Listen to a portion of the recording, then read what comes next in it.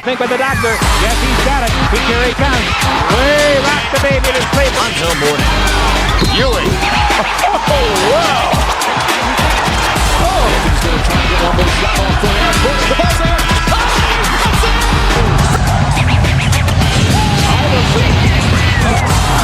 How about that? Steps over Toronto. He's got about three. He'll put up a three.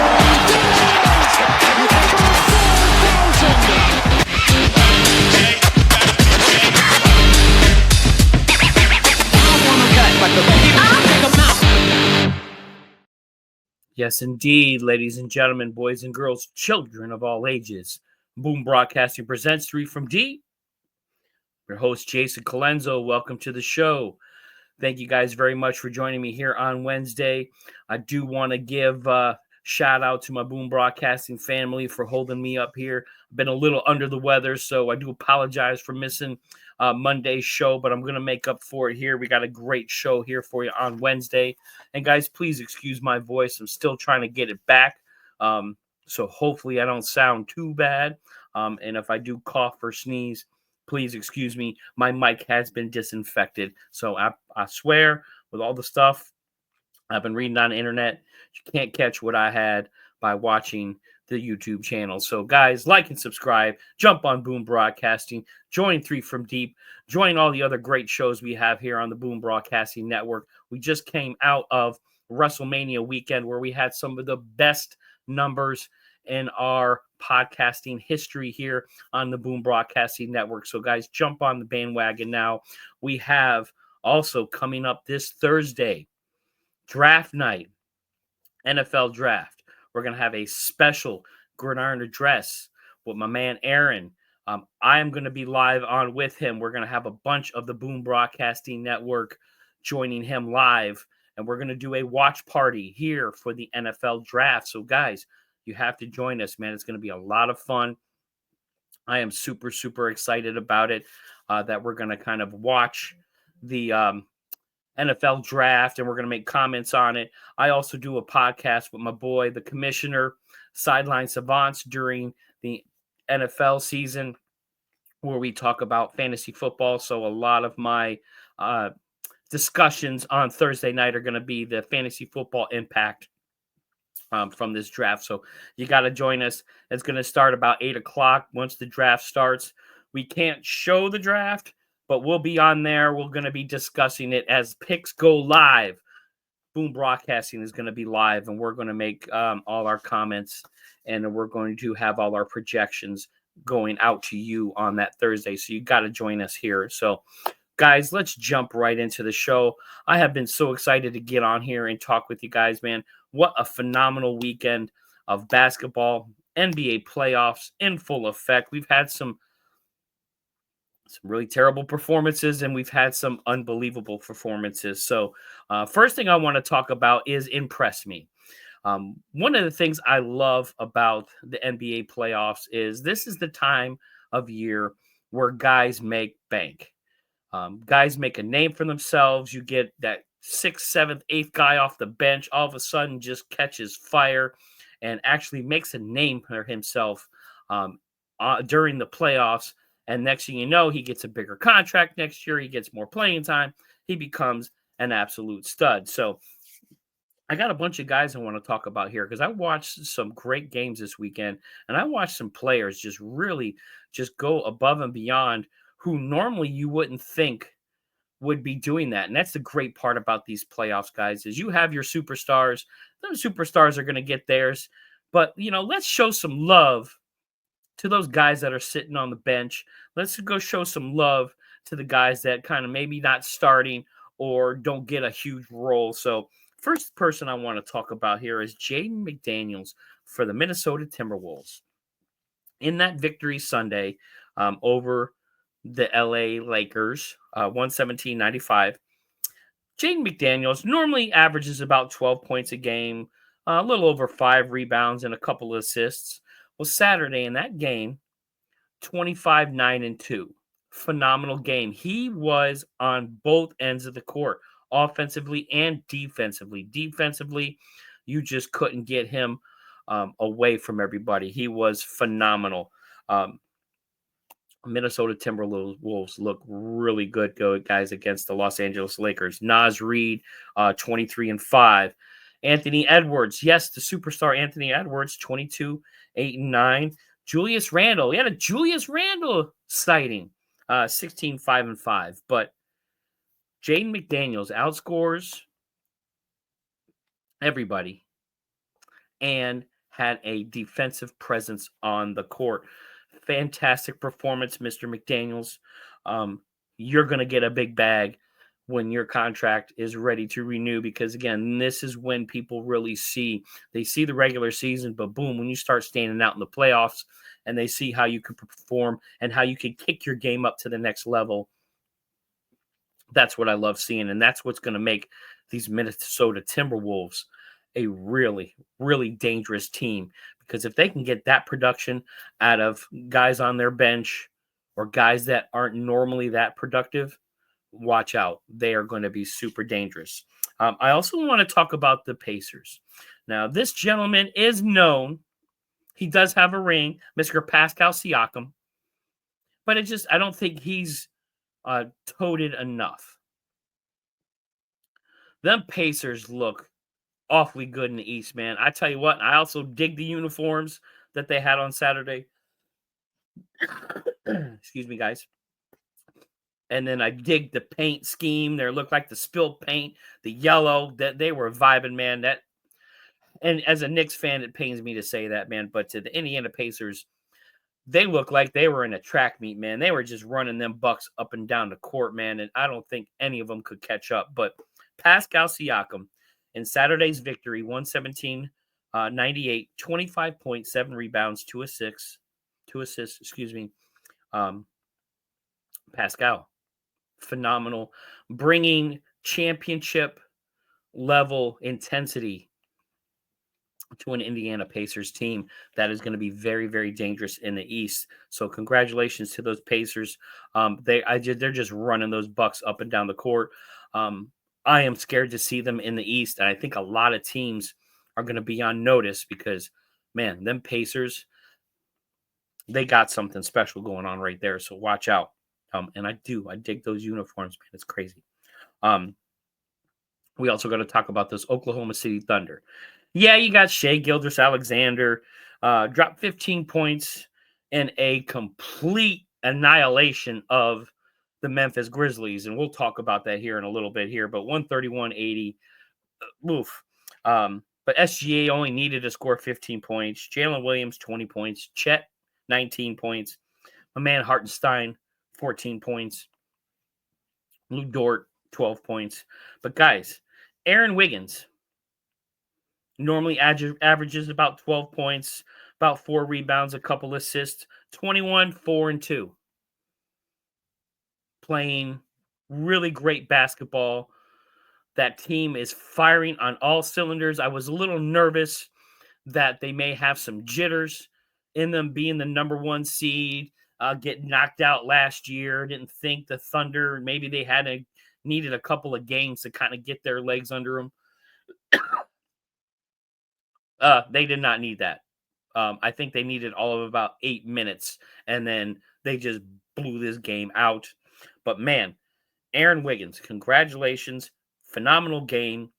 You outshined SGA and outscored. But you know, you didn't need SGA because the game was out of hand. But phenomenal performance. And this is why I love the playoffs, guys. You get guys you kind of never hear that aren't household names that all of a sudden you're like, man, who is this kid?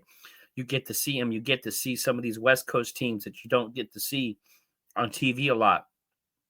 You know, Oklahoma City Thunder, how many times are they on TV, TNT or ESPN, you know, during daylight hours or you know, hours where we're, you know, the East Coast is still awake. Very rarely do you see them. So it's great to see some of these guys flourishing and really making a name for themselves. Because again, this helps their career and it helps that bag, baby. I know what it's like. And this is all about business. Handle your business and your business will come to you. Also got to talk about those Celtics. Also dangerous in the East. trying for that 2 in a row. Something Larry Bird couldn't do, something Paul Pierce couldn't do. Jason Tatum and them boys are trying to do what those guys couldn't do. But man, Derrick White, excuse me, Derrick White is to me one of the most underrated basketball players in the NBA, let alone just on his team. Normally averages a little over 16 points, 4.5 rebounds, a little over 4 assists. Sunday, 30 points, 4 rebounds, 2 assists. Phenomenal performance. I don't think he nearly gets enough credit. Tatum had 17 and 14. Not a bad showing. Brown had 16 and 5. Porzingis, threw in 5 points. Celtics. Orlando kept it close. I don't give them props for that. They didn't get blown out. I mean, they did get beat. It was 103-86. But man, the Celtics, if you don't have Derrick White, I don't think you guys have a chance at repeating. I love some Jason Tatum. I think he's one of the most underrated superstars in the NBA. Does not nearly get enough credit for what he does. Same thing with Jaylen Brown. I think because nobody likes the Celtics, they're like the East Coast version of the Lakers. If you're not a Lakers fan, you hate them. I don't know where this drums up from, but right now, Jason Tatum gets not a lot of love. But man, Derrick White is, if the Celtics repeat or even get a shot, get to the Eastern Conference Finals, it's because of Derrick White and what he can do and what he does for that team. I also got to give an honorable mention to Peyton Pritchard with 19 points. There's another guy on that Celtics team. This Celtics team is deep, dude. Peyton Pritchard showing up in the playoffs. Another guy that I don't think he gets enough love. He gets kind of lost in because he's amongst superstars with Tatum and Brown and Porzingis. But Peyton Pritchard, but Derrick White, man. Guys, show Derrick White some love, man. He needs it. He is underrated, and he is a phenomenal basketball player. My last one, I tell you what, man, watching that Cleveland Cavaliers team is a lot of fun. Top to bottom, one of the best teams in the NBA, of course, over 60 wins. They beat Miami 121-100. I feel bad for Miami as a number 10 seed, finally making it to the playoffs, the first 10 seed to ever make it. Congrats to them on that. But Cleveland's going to sweep you. Let's just leave it at that. But send it in, Jerome. Ty Jerome flexing during that Cleveland Cavaliers win. Normally averages, again, 12.5 points, 2.5 rebounds. Seems to be a theme here. 3.5 assists, 28 points, 5 rebounds, 3 assists. The Virginia Cav, college player coming out of VA. I'm here in VA too, so he gets a lot of local love from around here. But man, Ty Jerome had that arena electric, jumping up, making plays, and then doing the flex thing. The guy looks like he's a ramen noodle, but he still was flexing out there, man, and the crowd was loving it. But, man, he made some phenomenal plays. He made some exciting plays. He scored some exciting baskets. He really kept the momentum going in that Cavs win. I mean, Donovan Mitchell, 30 points. Darius Garland, 27 points. I mean, so they got theirs. But, man, that was the most exciting 28 points I think I've seen in a long time from a young player really trying to make his way through the NBA. So, Ty Jerome, send it in, Jerome. You get props, man. I love the flexing. Keep flexing. Keep flexing them noodles, baby. Let's go. Guys, there was also some missing pieces this weekend. And there are some teams that are glaringly missing a lot because once you get into the playoffs here, you can now see the divide. You can see those teams that got it and the teams that don't. First team we're going to talk about is the Milwaukee Bucks. Man, They just got run up and down the court by the Pacers, man, in that 98-117 loss. Giannis doing Giannis things. He is still one of the greatest basketball players in the world, but he cannot do it alone. 36-12, but had no help. Still had no Dame time, which back for the second game, and we'll talk about that here in a little bit. The Kyle Kuzma trade, which people thought that was going to do something. I tell you what, that was probably the poorest effort I've ever seen on the basketball court in the playoffs. 22 minutes, no points, no rebounds, no steals, no blocks, nothing. Goose eggs across the board. That's the impact you want to make. You're over here. You got traded to this team. Again, in the NBA, there's certain guys you have to fight for every dollar you get to get your contract. So you have to make a name for yourself. You've obviously been floated from different teams. You're in the Lakers. You went to the Wizards. Now you're on the Milwaukee Bucks. You're playing with one of the best players in the world. You're in the playoffs, and you can't muster up anything. You cannot make any impact into the game. That's pathetic, and that's sad. Brook Lopez, only 9 points. Kevin Porter Jr., 12 points. A.J. Green, not the football player, wide receiver from the Bengals. A.J. Green, the other A.J. Green, 15 points. Gary Trent Jr., 14 points. It was just a slow, miserable performance from the Milwaukee Bucks. I see these Milwaukee Bucks getting blown up at the end of the season. I think the Pacers are going to outrun these guys. I don't see them winning the game. Coming back from injury. Dame time, I love you, man. I'm glad to see you back. I'm glad you're healthy. Back for game 2. They were shooting for game 3, but he came back for game 2. But I don't think he's the missing piece. I think right now, Giannis Antetokounmpo, and you have nobody else. So Milwaukee Bucks need to blow it up at the end of the season. They need to find, excuse me, they need to find Giannis some help because they're wasting one of the greatest basketball players of this generation. The Greek Freak needs help. He can't win it by himself, especially with guys dropping zeros. Sad. So Milwaukee, you're missing something. You about to get paced out of this playoffs really quick. Let's talk about Orlando. Man, I love this Orlando team. I wish they didn't get hurt. I wish they had a little more momentum. But they're missing something. Paulo Banchero in his playoff debut, 36 points, 11 rebounds. Franz Wagner, 23 points, 3 and 5.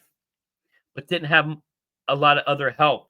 Caldwell Pope, only 6 points. Carter Jr., only 4 points. Anthony Black, only 3 points. Missing something. And this is the next year's team. And Orlando, you are just right there. You have 2 phenomenal players with Paulo and Franz. You have some bench guys. You have some good pieces. But you are missing some experience. You are missing a crafty veteran. You need a guy that you can count on that can score the basket when you need it. You were right there with Boston. You held your ground. I know Boston is the returning champs. You were right there with them, but you're just missing that one thing. And it is veteran leadership. And that's something I think you guys will gain. I can see next year this being a little more of a destination. Time out for a second. Sorry, guys. Gonna blow the nose real quick here. But Orlando, if you get yourself a couple of good veterans, a couple of more pieces, I can see you doing some damage in the East. So, but congratulations on getting to the playoffs. I don't see them. They may win one game against Boston. Excuse me. But I think it's going to be a sweep. I think Boston knows they have a chance to do something that a lot of other great Celtics teams never did. So it's going to be tough to get that one game, but they're just missing some pieces, man. So they're close. Watch out for O-Town in the next couple of years. And then Houston, we have a problem.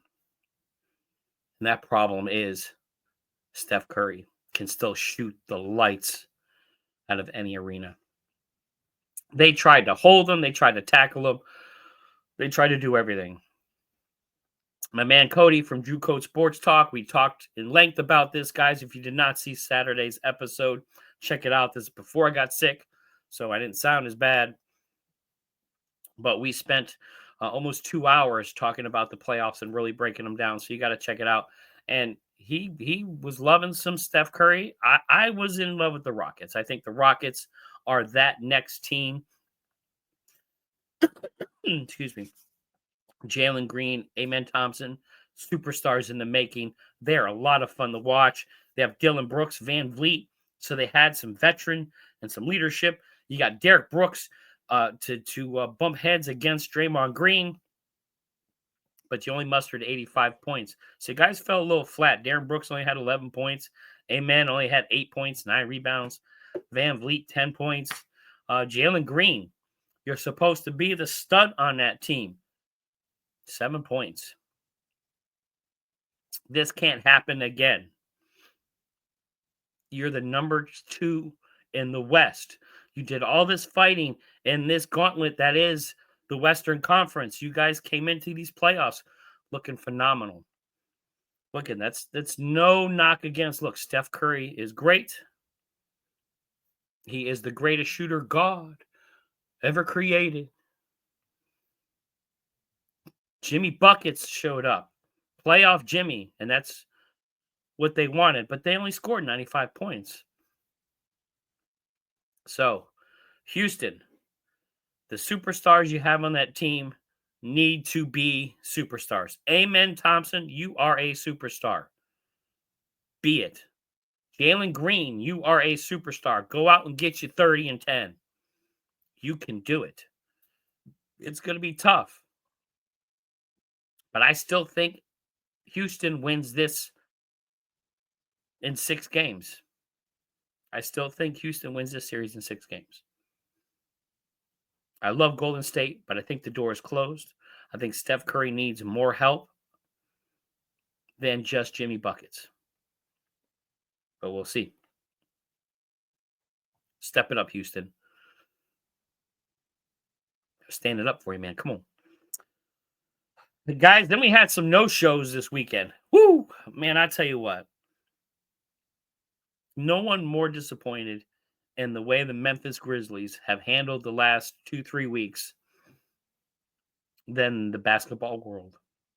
You fire your coach. John Morant has his substitute teacher and starts acting a fool. You go from 4th in the West all the way down to a play-in. You barely get in the play-in. And then on Sunday, you get the doors blown off of you by 51 points. Ja Morant, 17 points, 3 rebounds, 4 assists. You are in my top 5 of most electric basketball players who I would want to pay to go and watch because I think you were just that type of talent. And this is the performance you have. Unbelievable.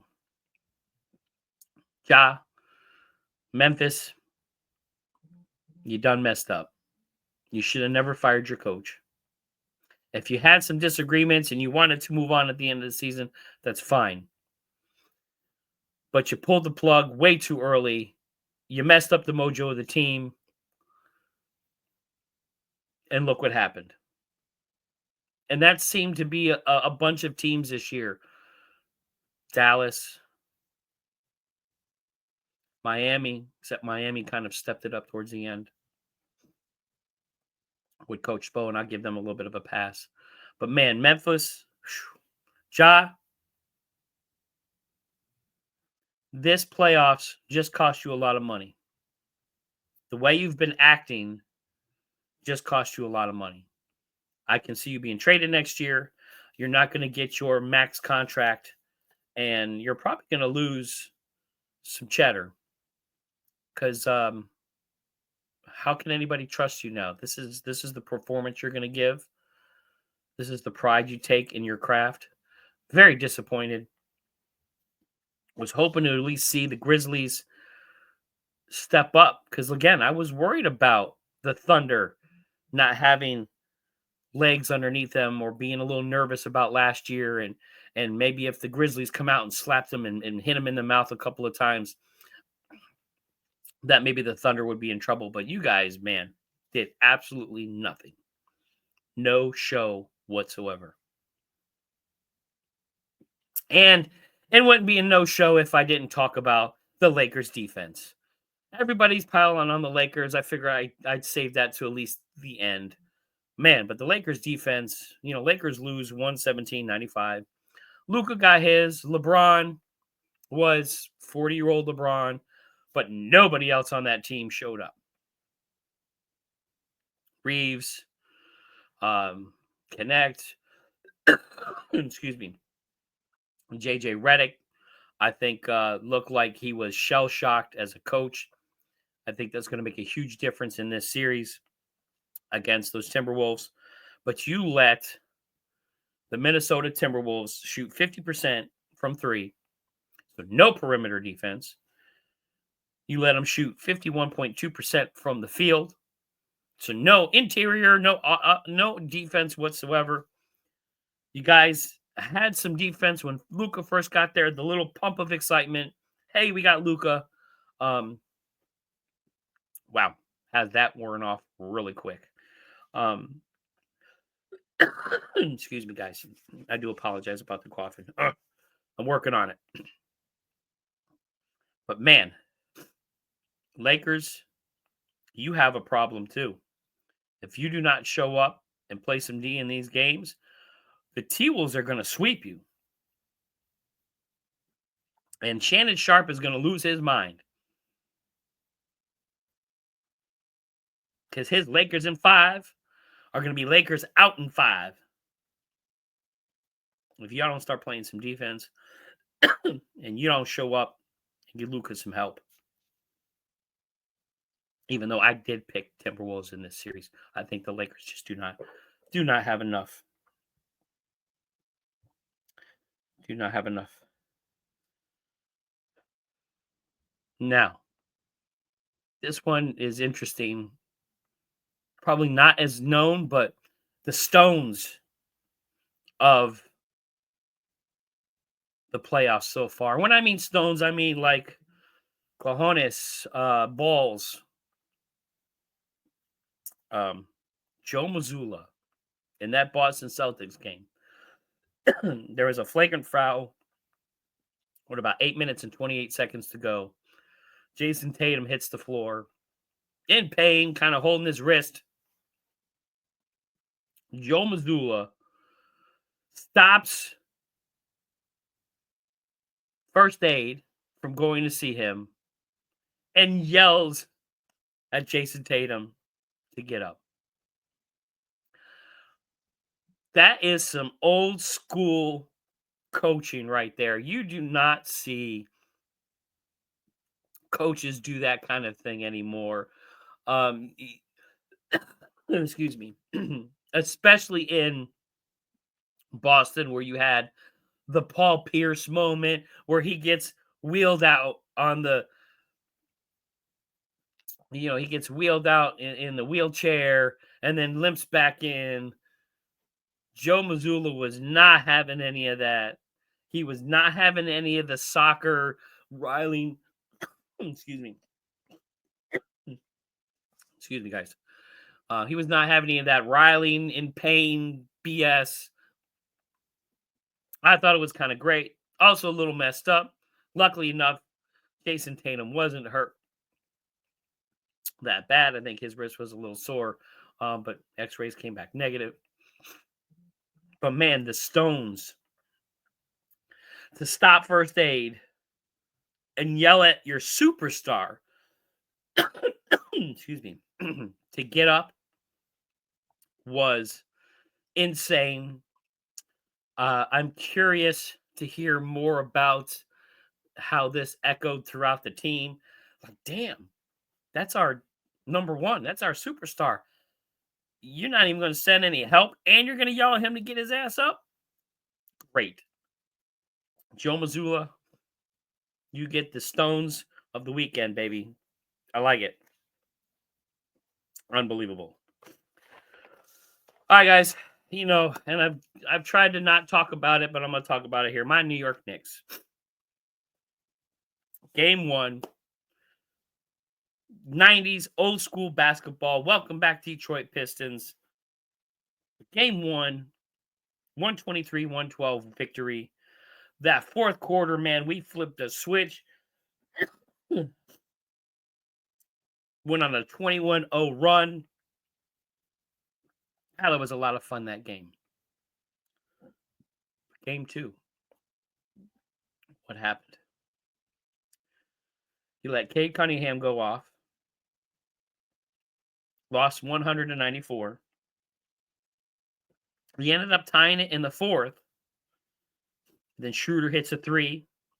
And then instead of going down and penetrating and getting an and one or trying for a foul, because a lot of those guys were in foul trouble, you shoot over 80% from the free throw line, slowing the game down a little bit. You chucked up a 3. This is where the Steph Curry effect drives me absolutely bananas. I don't mind a few threes. I get it. That's part of the game now. But you chucked up 35 threes, and you were 10 for 35. That is horrible. Especially towards the end of the game, where you had a chance to penetrate, get an and one, or foul. Because those guys were fouling. You had a bunch of different Pistons there in foul trouble. But you didn't do that. Instead, you're chucking up threes. This is where we miss Dante DiVincenzo, who shoots a little over 40% from 3, who is now on the Minnesota Timberwolves. This is where, excuse me, guys. This is where next year I'd love to see you go out and maybe see if you can steal Clay from Dallas and get you a spot-up shooter. But very disappointed. And I'm going to call somebody out. As a New York Knicks fan, Jalen Brunson, gold star. Pardon me. Jalen Brunson, MVP of the team. You got yours. 37, 3 and 7. Throwing yourself all around the court. Fantastic. Thank you. Karl Anthony Towns.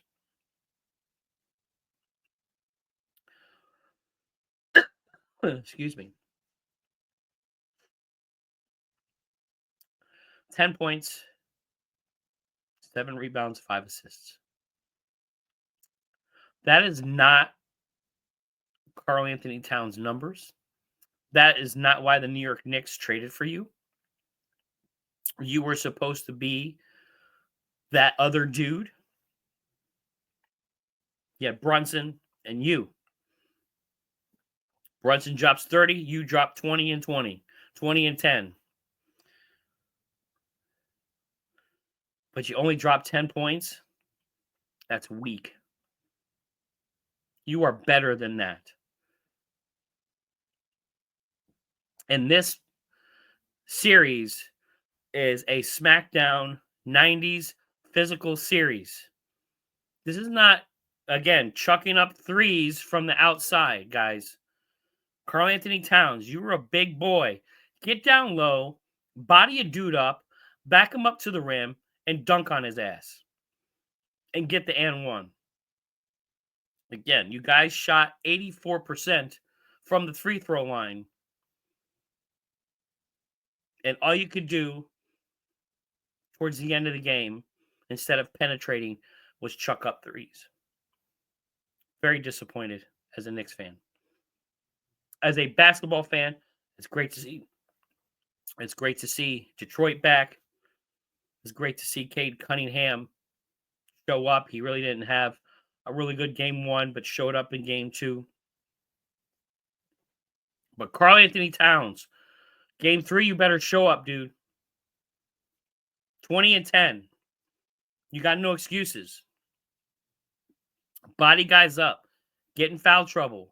Go to the free throw line. That's where you're going to win these games.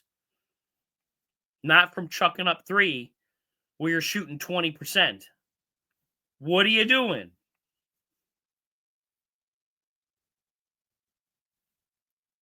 I don't hear nothing from you, Knicks. Let's go. You cannot be beat by the Detroit Pistons. You got embarrassed last year by the Indiana Pacers. You went out and you got yourself Karl Anthony Towns, top 15 player, top 20 player in the NBA, and he gives you 10 points. Tibbs, what are you doing? You're also coaching for your job, because if you guys get bounced early in the playoffs this year, I don't see you lasting in New York.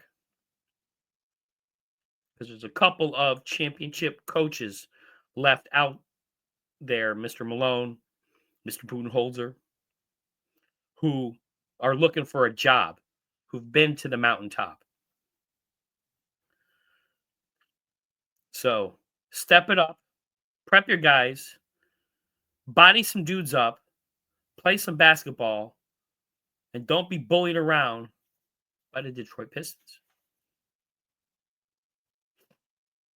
And guys, the last thing I want to talk about here is one of the things that everybody is has been talking about here the last day or so is the exit interview that, or whatever you want, end of the season interview from Nico Harrison from the Dallas Mavericks. You know, because we got a dog pile on Nico. We got to beat the Mavericks up. You know, just let's twist a little bit more. But the one thing he talked about and said was a shock to me, how he didn't really understand the gravity of what Luka Doncic meant to that fan base. And that had me thinking. And this goes out to GMs, assistant GMs in all sports. Guys, look behind me. I have tons of memories on the wall. I have guys that I have idolized and looked up to my whole life. I'm emotionally invested in sport. I'm here talking about it. I'm on a podcast talking about sport. I am surrounded by it. I watch it. It is part of my daily life. It's part of my daily routine. And I'm just a regular guy. Sport has been woven into my DNA since I was born, since my father in upstate New York was a small beat writer for a Middletown newspaper, where I grew up on stories about the Yankees and became a Yankee fan in baseball and football, and it just snowballed from there to where I am a huge sports fan.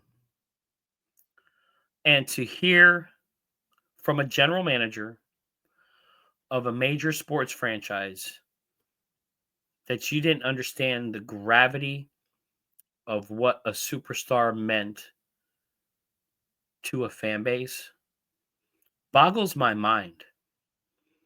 And I want to talk about this a little bit, guys, so bear with me here. It's just I'm having trouble producing that. I know when you get into a sports organization, you kind of have to take the emotion out of it. Excuse me. Excuse me. It's a little more cold numbers. Players are just pawns, traded, released, done with what they will. But there's a few teams out there that still understand, and that's why I'm a huge Yankee fan. I mean, Yankee fans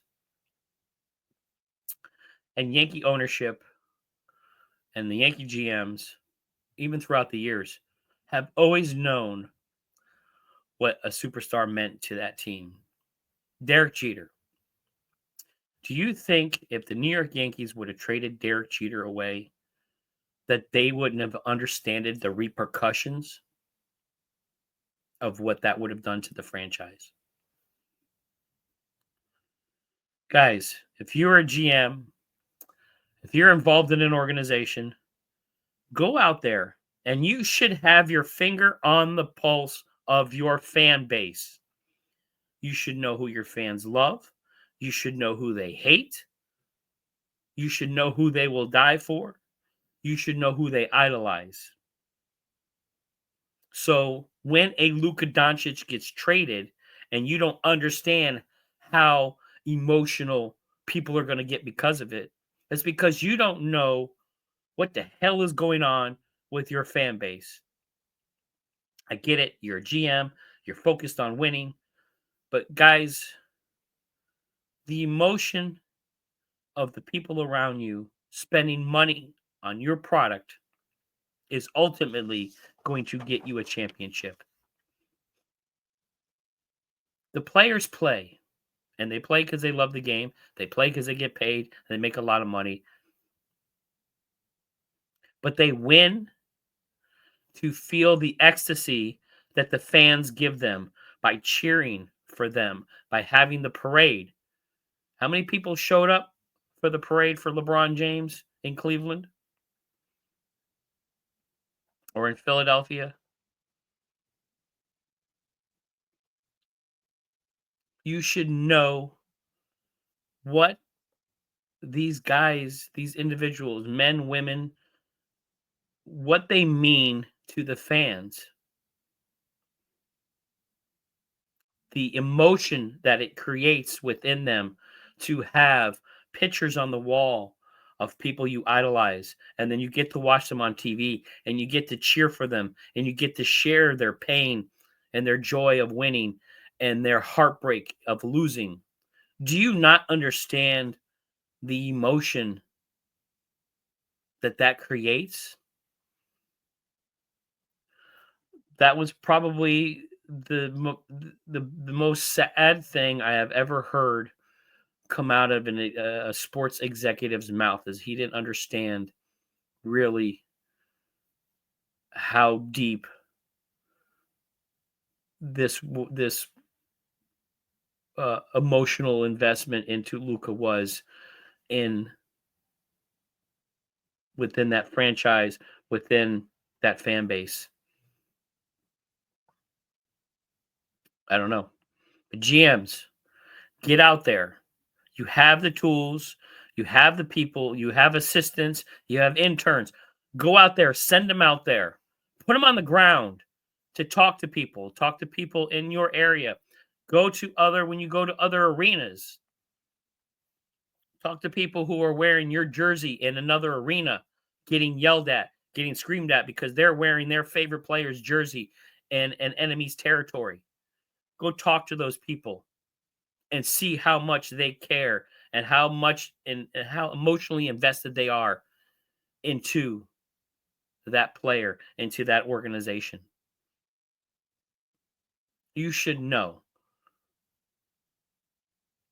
Whether you want to say it, show it behind closed doors, you guys are going to say whatever the heck you want. You're going to do whatever you want. You're going to control your team as an owner, as a GM, president of operations, etc. You guys are going to move players around. You're going to do what you want to do. You're going to do what you think is in the best interest of your organization. That's your job. That's what you have to do. You have to live for it. I couldn't. Excuse me. I don't know if I can have that much pressure on me, because that's a lot of pressure. And I feel bad for Nico because the threats and everything else, which is uncalled for. But, at the same time, you didn't have any help, because if you would have known how emotionally invested people were in this superstar, maybe you don't make that trade. Maybe you figure something else out. Maybe you talk to Luka and figure out how he can be a better Maverick. Instead, you didn't care about it. You took a player and just moved him over here and didn't think about anything else. You knew there was going to be fallout, but to not understand the heartbeat of your fan base is embarrassing as an executive level individual within an organization. Every sports franchise, every organization out there should know how their fans feel about the players on that field. They're the ones who spend the money. They're the ones that support you. It's pretty sad. Guys, thank you very much for joining me here. I'm Jason Colenso. This is 3 from Deep. I do apologize about the coughing. I'm hoping by Saturday I get a lot better. But again, guys, check me Thursday night. We're going to do our live draft coverage here on the Boom Broadcasting Network. So like and subscribe. Anything you want to talk about, guys, drop me a line. I'd love to hear your comments. I'd love to hear your thoughts about everything we discussed today. So, guys, sit back, enjoy these NBA playoffs, because we have some phenomenal basketball being played. So, thank you all very much. I love y'all. I appreciate it, and I'll see you Saturday. Peace.